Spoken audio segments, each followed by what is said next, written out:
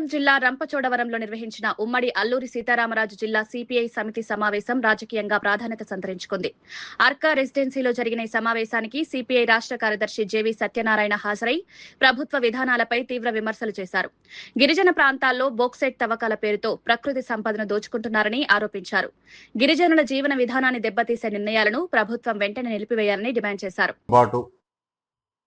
మీరు ప్రజా రవాణాను ఉపయోగించండి, వ్యక్తిగత రవాణా సాధనాలు పెద్దగా వాడొద్దు.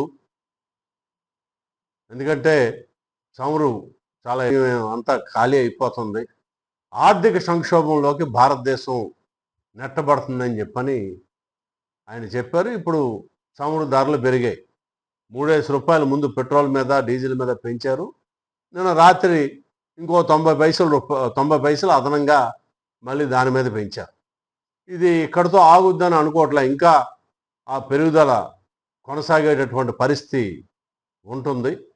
మరి దీని మీద ఇప్పటికీ వివిధ రాష్ట్రాల్లోనే చూసుకుంటే అన్ని రాష్ట్రాలు ఒకేలాగా లేవు. కొన్ని రాష్ట్రాలు గతంలోనే పెట్రోల్ మీద డీజిల్ మీద ఉన్నటువంటి వ్యాట్ని తగ్గించుకున్నాయి. ప్రశ్నించింది, అయ్యా నువ్వు మా ప్రశ్నకి సమాధానం చెప్పు, సమాధానం చెప్పకుండా వెళ్ళిపోతున్నామేనంటే మోడీ గారు ఆ దేశంలోనే కాదు మన దేశంలో కూడా ఎక్కడ ఇప్పుడు దాకా ఆయన ప్రధానమంత్రి అయిన తర్వాత ఒక్క పత్రిక లేకపోతే మీడియా మిత్రులతోనూ ఒక్క సమావేశం నిర్వహించలే. వ్యక్తిగతంగా కలిస్తే ముందే స్క్రిప్టులు రాసుకొని నువ్వు ఏం ప్రశ్నలు అడగాలని చెప్పని ఆ వచ్చిన విలేకరుతోని ముందే ఒక ఒప్పందానికి వచ్చి ఆ ప్రశ్నలు అడిగితే వాటికే ఆయన సమాధానాలు చెప్పాడు తప్ప మామూలుగా పత్రికా మీడియా సమావేశం నిర్వహించి వచ్చినటువంటి ప్రశ్నలకి సమాధానం చెప్పేటటువంటి పరిస్థితిలో మన ప్రధానమంత్రి గారు లేరు. ఇప్పుడు దాకా భారతదేశానికి స్వతంత్రం వచ్చిన తర్వాత ఏ ప్రధానమంత్రి ఈ పద్ధతుల్లో వ్యవహరించలే. కూడా పత్రికా మీడియా మిత్రులు మీడియా సమావేశాలు నిర్వహించి వాళ్ళ ప్రభుత్వ విధానాలు ఏంటో ప్రజలకి తెలియజెప్పారు. ఆ విలేకరు ప్రశ్న వేసింది, మీరు సమాధానం చెప్పండి మాట్లాడకుండా వెళ్ళిపోయారు.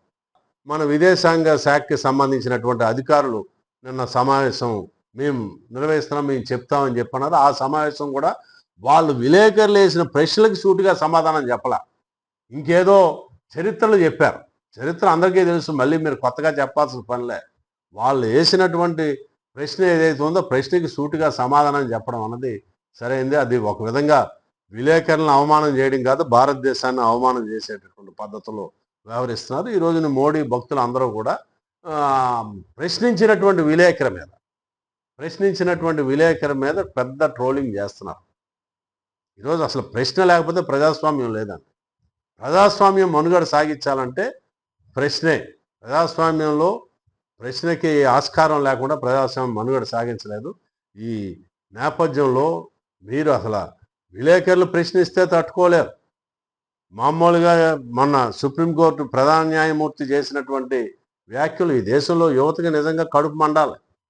ఈ దేశంలో యువత పని పాటు లేకుండా నిరుద్యోగులుగా రోడ్ల మీద తిరుగుతూ బొద్దింకల్లాగా పందికొక్కుల్లాగా వీళ్ళు వ్యవహరిస్తున్నారు. వీళ్ళ వలన ఈ దేశానికి చాలా నష్టం జరుగుతుందని చెప్పని ఆయన మాట్లాడతారు.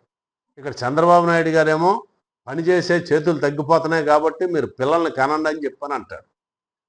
మరో పక్కన ప్రధాన న్యాయమూర్తి గారే చెప్పారు, నిరుద్యోగ యువత అంతా కూడా ఈ దేశానికి దరిద్రం కింద తయారైందని చెప్పారు. నిరుద్యోగ యువత వాళ్ళకి ఉపాధి కల్పించాల్సినటువంటి బాధ్యత, ఉపాధి అన్నది కూడా ప్రాథమిక హక్కుల్లో భారత రాజ్యాంగంలో ఆదేశిక సూత్రాల్లో పని చేయగలిగిన శక్తి ఉండే వాళ్ళకి ఉపాధి చూపించాల్సినటువంటి బాధ్యతని ప్రభుత్వం మీద ఉందని చెప్పని చెప్పారు.